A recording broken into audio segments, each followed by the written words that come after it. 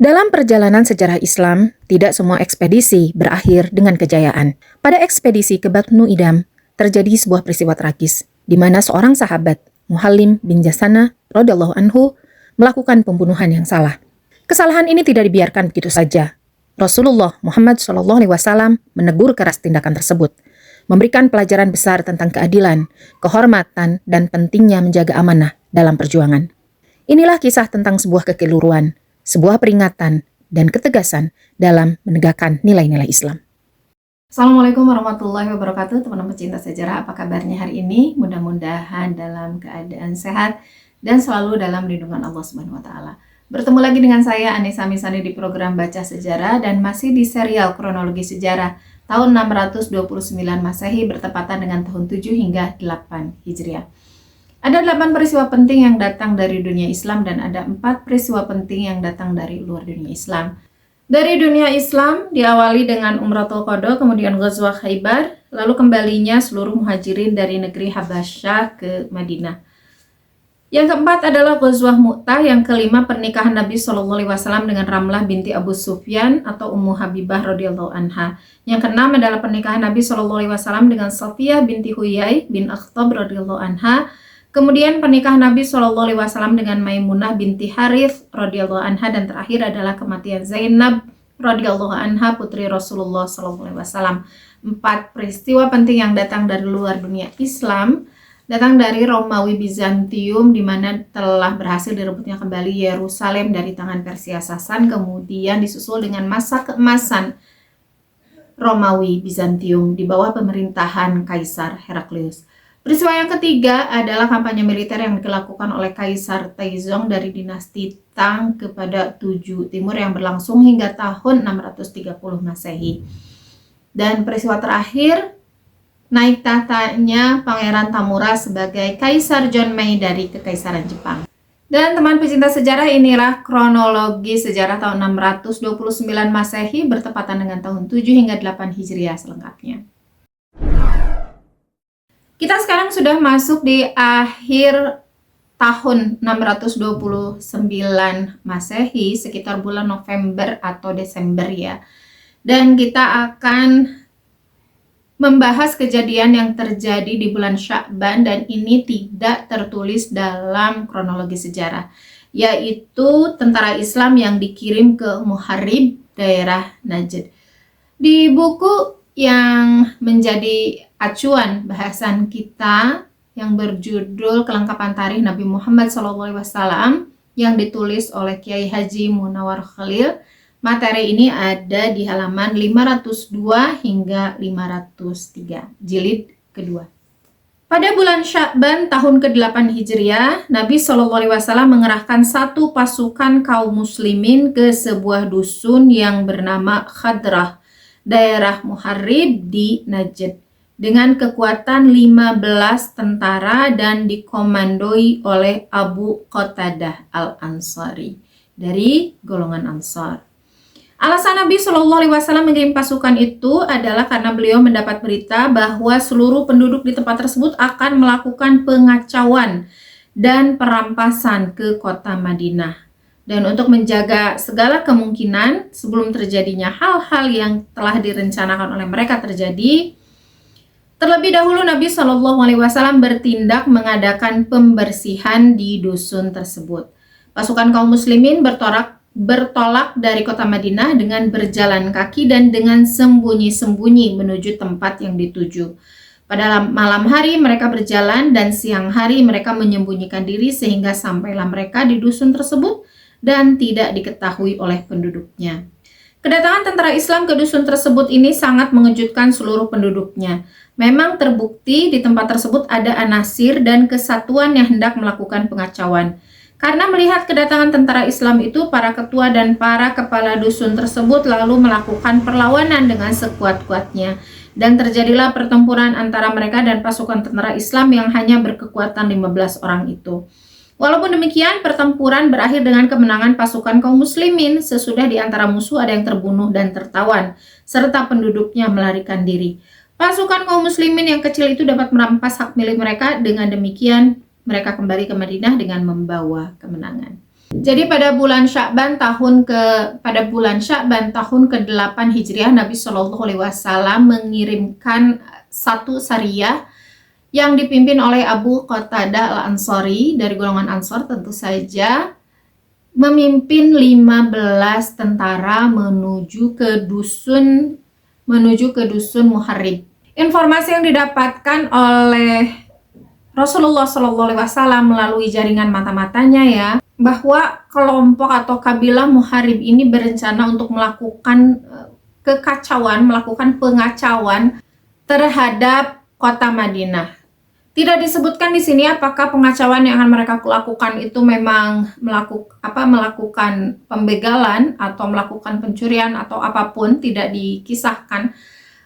Hanya saja informasi ini tetap harus ditindaklanjuti oleh Rasulullah Shallallahu Alaihi Wasallam. Sementara kalau berita yang sampai kepada Rasulullah itu bisa saja jelas ya beritanya apa yang akan mereka lakukan, tetapi tidak dicatat di buku ini. Maksud saya itu, di buku ini tidak diberitakan pengacauan secara detail apa yang akan mereka lakukan.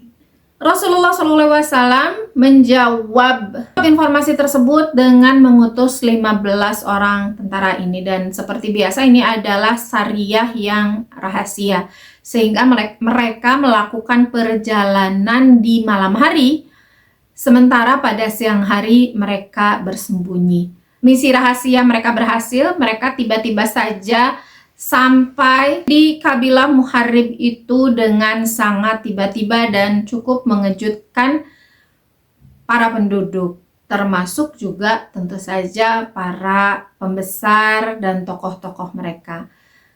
Dengan persiapan yang tidak terlalu matang karena mendadak, mereka tetap melakukan perlawanan kepada kaum muslimin yang jumlahnya hanya 15 orang.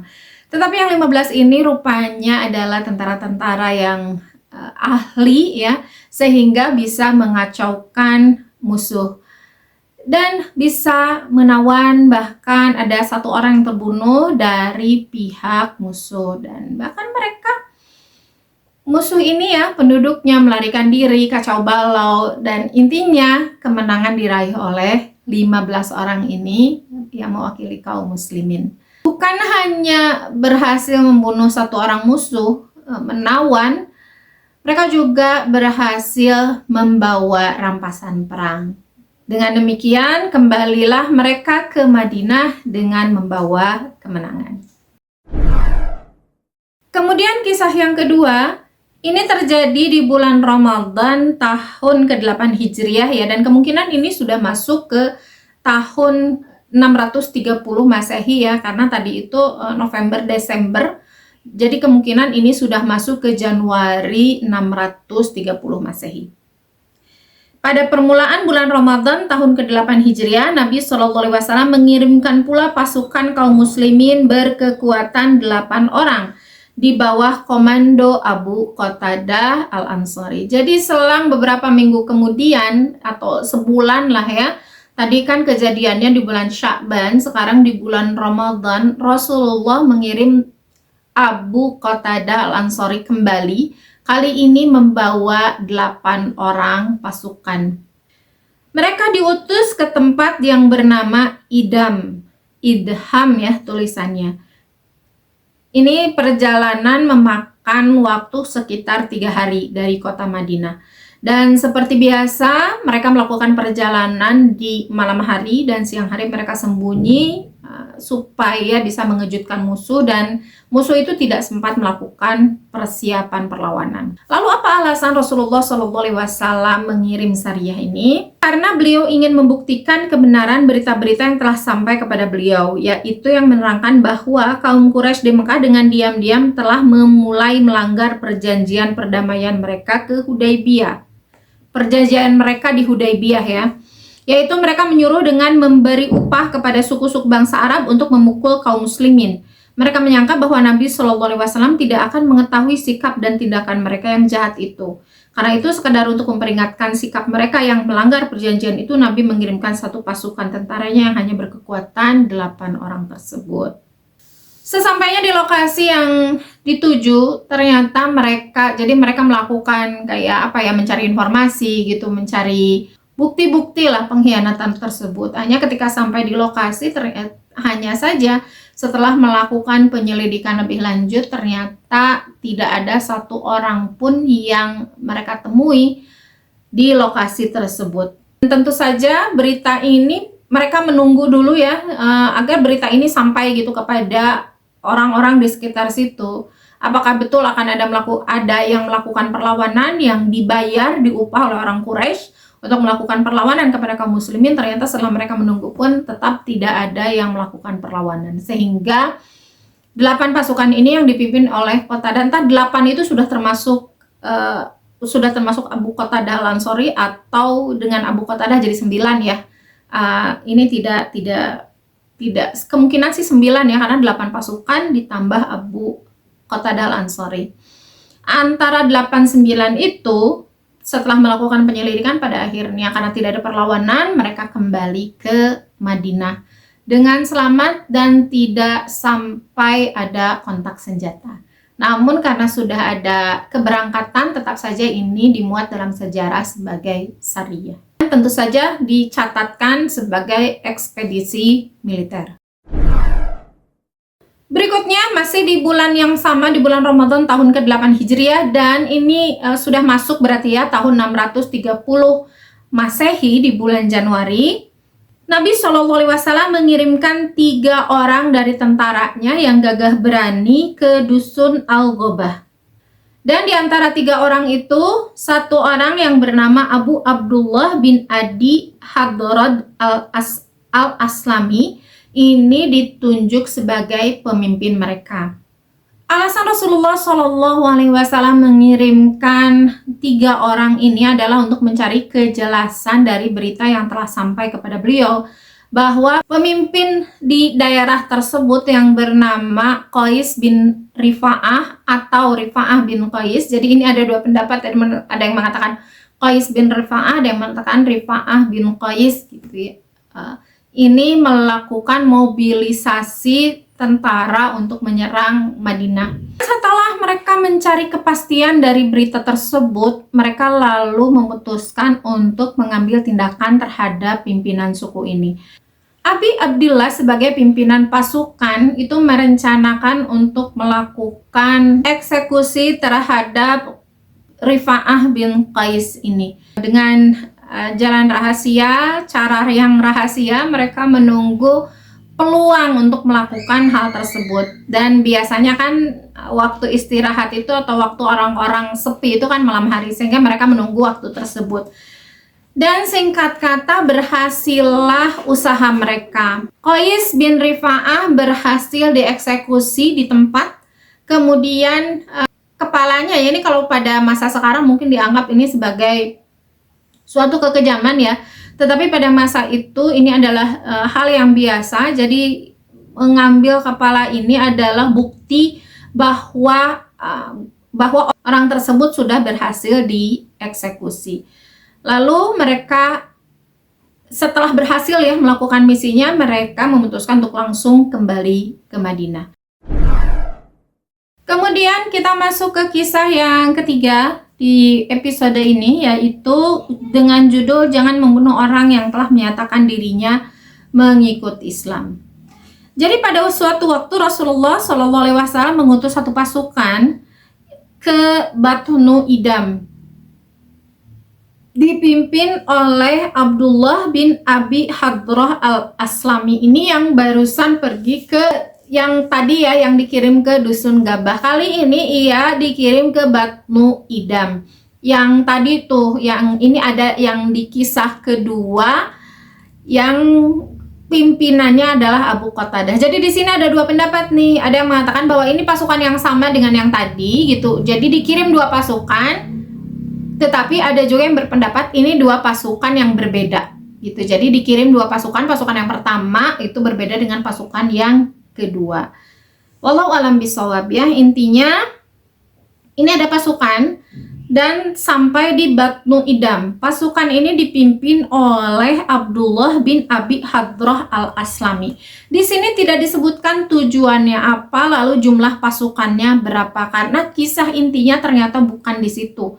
Salah dua pasukan yang ikut ke dalam pasukan yang dipimpin oleh Abi Hadrah al-Aslami ini, ada dua nama yang disebut, yaitu Abu Qatadah al-Harith bin Rib'i. Kemudian yang kedua adalah Muhallim bin Jasana. Ini saya bacakan catatan kakinya ya. Riwayat ini menunjukkan bahwa peristiwa pasukan yang dikirim ke Batnu Idam dan ke Gobah itu satu. Dalam Sirah Ibnu Hisham memang terdapat riwayat pasukan-pasukan yang dikirim ke Gobah dan Batnu Idam, yang keduanya dipimpin oleh Ibnu Abu Hadrad atau Abdullah bin Abu Hadrad. Tetapi dalam Sirah Nabawiyah diriwayatkan bahwa pasukan yang dikirim ke Batnu Idam itu dikepalai oleh Abu Qatadah. Demikianlah hendaknya pembaca maklum. Itu ya, dua pendapat tadi yang berbeda, tetapi wallahu alam yang manapun gitu, apakah pasukan yang sama dengan yang dipimpin oleh Abu Qatadah atau pasukan kedua gitu yang berbeda. Tetapi tujuannya sama, yaitu Batnu Idam. Tatkala pasukan ini sampai di lokasi, yaitu di Batnu Idam, ada seseorang, mereka bertemu dengan seseorang yang melintasi mereka. Orang ini bernama Amir bin Al-Adbat Al-Ashja'i. Ia mengendarai unta. Ketika lewat di hadapan pasukan ini, dia mengendarai unta dengan membawa perkakas peralatan rumah tangga.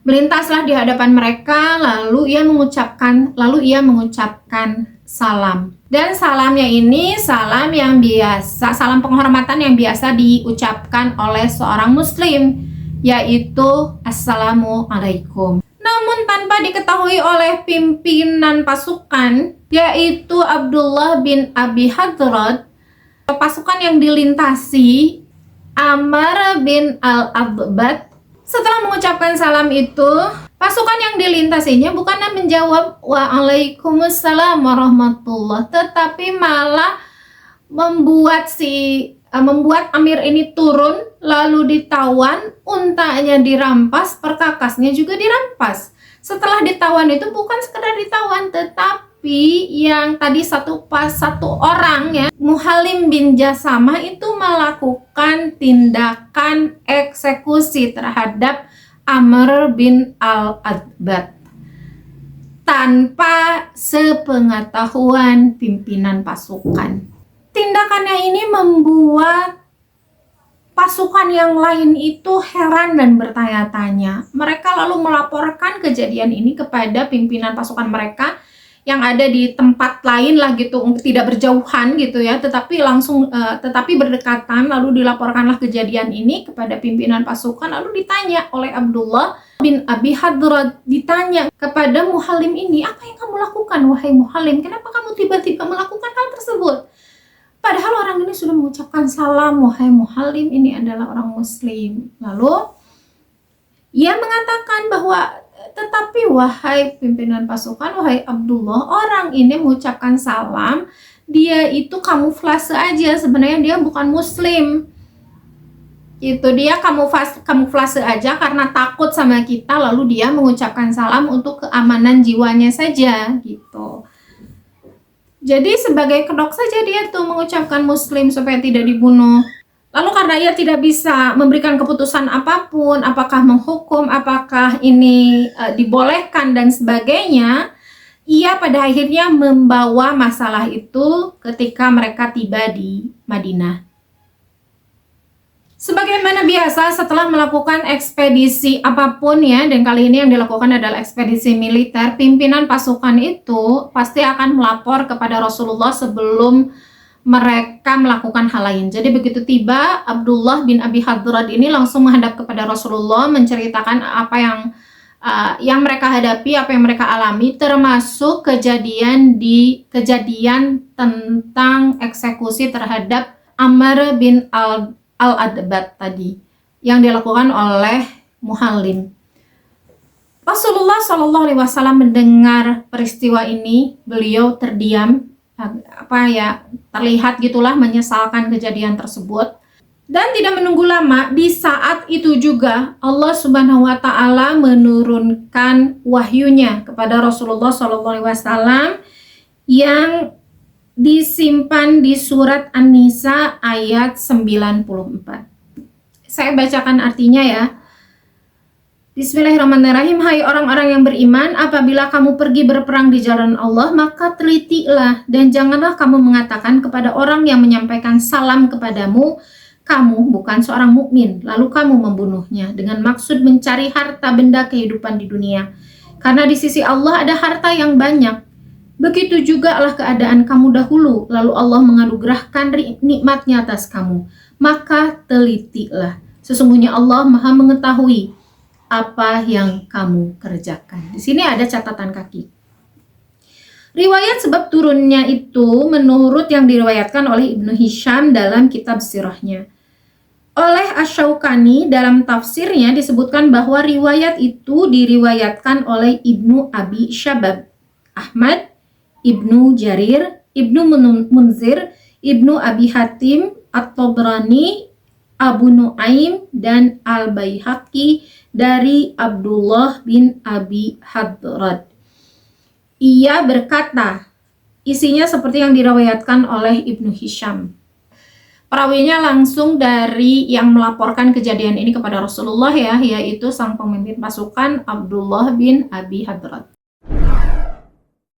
Setelah menerima wahyu tersebut, Rasulullah SAW menjadi sangat marah terhadap Muhallim bin Jasamada, karena di surat ini dengan sangat tegas Allah Subhanahu wa taala berkata, telitilah sampai 2 kali, di awal ayat dan juga di akhir ayat. Ini berarti peringatan yang sangat keras dari Allah Subhanahu wa taala. Surat ini tentu saja disampaikan kepada Muhallim bin Jasamah. Tentu saja Muhallim bin Jasamah ini menjadi begitu ketakutan dengan turunnya surat tersebut, sehingga ia langsung meminta kepada Rasulullah SAW untuk memohonkan ampun atas dosanya kepada Allah Subhanahu wa taala.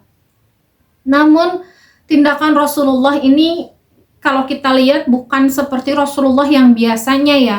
Beliau bukannya memohonkan doa ampunan untuk Muhallim bin Jasamah, beliau malah bersabda, Allahumma la taghfir li Muhallim ibni Jasamah.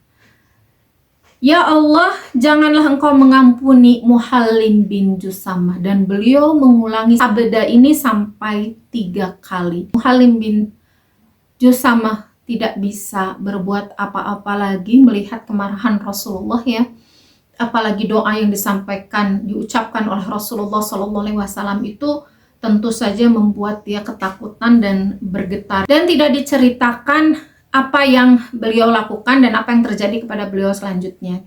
Teman pencinta sejarah, apa yang dilakukan oleh Rasulullah SAW ini untuk mempertegas ya, bukan hanya kepada Muhallim tetapi kepada para sahabat yang pada waktu itu masih ada bersama beliau.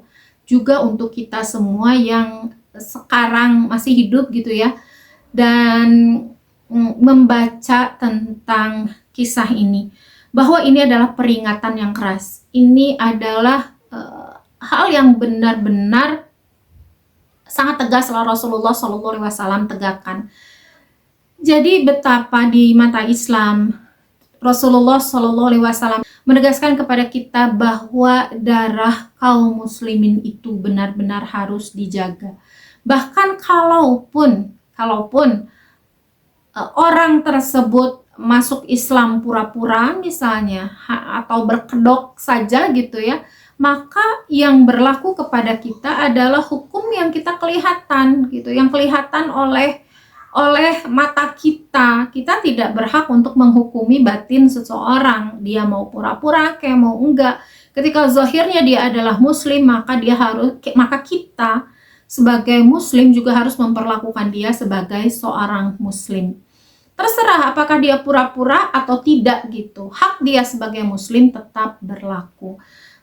Dan yang kedua, mengalirkan darah seorang muslim itu termasuk ke dalam tindakan yang sudah berlebihan. Intinya ya dilarangnya juga dilarang dengan sangat-sangat keras, karena bukannya ini ya terbukti dari doa ampunan yang diminta oleh seorang sahabat loh, dan ini sahabatnya ini adalah pasukan yang inti juga gitu masuknya, Muhallim bin Jasamah ini. Ia meminta bantuan kepada Rasulullah Shallallahu Alaihi Wasallam untuk dimohonkan ampunan dari Allah. Beliau malah mendoakan sebaliknya, dan bukan sebaliknya, malah 3 kali mendoakan agar Allah jangan mengampuni Muhallim ini. Ini berarti tindakan Rasulullah SAW ini sangat-sangat tegas ya. Di sini di catatan kaki dibahas tentang surat An-Nisa ayat 94-nya. Ayat tersebut memberi pimpinan maksudnya petunjuk ya kepada umat Islam bahwa apabila mereka pergi ke suatu peperangan karena hendak membela agama Allah, maka jangan terburu-buru untuk membunuh orang-orang yang dijumpai oleh mereka. Tetapi hendaklah menyelidiki lebih dahulu, jadi meneliti terlebih dahulu ya, dan meyakinkan benar tidak dia ini adalah dia ini layak untuk dieksekusi atau tidak. Apalagi dengan cara mengeksekusi karena mereka menginginkan harta rampasan darinya. Dan ini diisyaratkan oleh Allah Subhanahu wa taala bahwa apa yang dilakukan oleh Muhallim tadi karena menginginkan harta rampasan perang, sehingga meragukan atau beralasan bahwa orang itu mengucapkan salam hanya kedok saja, bukan benar-benar seorang muslim. Karena bisa saja pada waktu itu banyak sekali orang muslim yang tinggal di daerah yang mereka pimpinannya masih kafir, sehingga tidak berani untuk mengungkapkan keislamannya, sehingga yang menyembunyikan, orang-orang tidak tahu bahwa dia muslim gitu. Makanya benar-benar harus diteliti ini orang meskipun ada di daerah musuh, benarkah dia seorang non muslim? Yang demikian itu tidak beda dengan keadaan mereka dahulu sewaktu mereka tidak berani menyatakan keislaman mereka di negeri Mekah. Ini berarti Muhallim ini adalah seorang muhajirin ya. Dulu kan kalian juga seperti itu ketika di Mekah. Banyak sekali orang-orang yang tidak berani menyatakan keislamannya karena tidak beranilah menyatakan karena takut apa yang akan mereka alami, apa yang akan mereka terima ya dari orang-orang Quraisy. Melainkan sesudah Allah memberi karunia-Nya kepada mereka, yaitu sesudah berhijrah dan telah mendapat kekuatan. Nah, baru setelah mendapat kekuatan mereka berani menyatakan keislamannya setelah mereka di Madinah, karena mereka ada di bawah kepemimpinan Rasulullah SAW, dan ketika mereka menyatakan keislaman pun tidak akan ada mara bahaya yang mengintai mereka. Karena itu dalam urusan membunuh orang yang disangka kafir atau musuh Islam itu haruslah benar-benar diselidiki sehingga mendapat keterangan yang nyata bahwa ia itu benar-benar kafir. Hal itu karena Allah amat mengetahui apa yang mereka kerjakan, tidak suatu apapun yang tidak diketahui olehnya. Dan teman pecinta sejarah, itulah kisah yang sebetulnya cukup menyedihkan ya bagi kita lah, terutama bagi Muhallim bin Jasamah tadi. Tetapi ini tidak boleh menjadi alasan bagi kita untuk menjelekkan beliau ya, karena beliau itu tetap posisinya sebagai sahabat Rasulullah SAW dan selalu kita doakan radhiyallahu anhum. Dan apa yang dilakukan, apa yang dia terima pada masa itu sudah menutup kesalahan yang dia lakukan, dan tentu kesalahan yang dia lakukan juga memberi hikmah kepada kita, bukan kepada sahabat pada masa itu, kaum muslim, juga kepada kaum muslimin yang hidup sesudah itu hingga sekarang. Ini jadi tetap ini menjadi catatan sejarah dan catatan yang harus kita pelajari benar-benar, bahwa apa yang dilakukan oleh Muhallim bin Jasamah itu jangan sampai terulang kembali. Hati-hati kita dengan darah muslim yang mengucur di tanah ya, di bumi, yang mengucur di bumi ini, jangan sampai jangan sampai mengalir karena sesama muslim lagi. Dan teman pecinta sejarah, itu saja untuk hari ini. Satu hal ya, hikmah yang paling besar adalah yang barusan terakhir, dan mungkin hal lain yang sering diulang-ulang tentang hikmah pengiriman suatu delegasi militer ya oleh Rasulullah Shallallahu Alaihi Wasallam itu tidak melulu defensif, tidak melulu menunggu orang menyerang dulu atau setelah dipastikan bahwa mereka melakukan persiapan dan sebagainya. Rasulullah Shallallahu Alaihi Wasallam itu selalu menyerang lebih dulu gitu ya. Ketika informasi didapatkan, Rasulullah Shallallahu Alaihi Wasallam selalu melakukan tindakan preventif, bahkan yang menjadi komandan untuk melakukan penyerangan kepada kaum muslimin ini hampir selalu pada akhirnya dieksekusi, sehingga penyerangan terhadap Madinah menjadi tidak terjadi gitu. Jadi ini Rasulullah Shallallahu Alaihi Wasallam ya di 3 kisah ini 4 ya. Di 4 kisah ini memberikan gambaran kepada kita bahwa penjagaan Rasulullah Shallallahu Alaihi Wasallam kepada kaum muslimin itu benar-benar maksimal. Dari baru mempersiapkan saja gitu ya, sebelum mereka berangkat ke Madinah sudah langsung diantisipasi. Dan penjagaan Rasulullah Shallallahu Alaihi Wasallam terhadap darah kaum muslimin itu juga benar-benar dijadikan perhatian yang sangat serius oleh Rasulullah Shallallahu Alaihi Wasallam, terbukti dengan kisah yang dialami oleh Muhallim bin Jasama. Teman pecinta sejarah, mudah-mudahan hal ini memberikan hikmah kepada kita supaya kita bisa lebih siapapun kita, supaya bisa lebih menghormati hak hidup sesama muslim, hak keamanan bagi sesama muslim, terutama jika Anda menjadi seorang pemimpin. Terima kasih sudah menyimak, mohon maaf atas kesalahan. Wallahu a'lam bishawab. Insya Allah bertemu lagi di video berikutnya. Jangan lupa untuk subscribe, like, komen, dan share agar semakin banyak orang yang belajar dari sejarah bersama-sama kita mengambil hikmah yang luar biasa. Wassalamualaikum warahmatullahi wabarakatuh.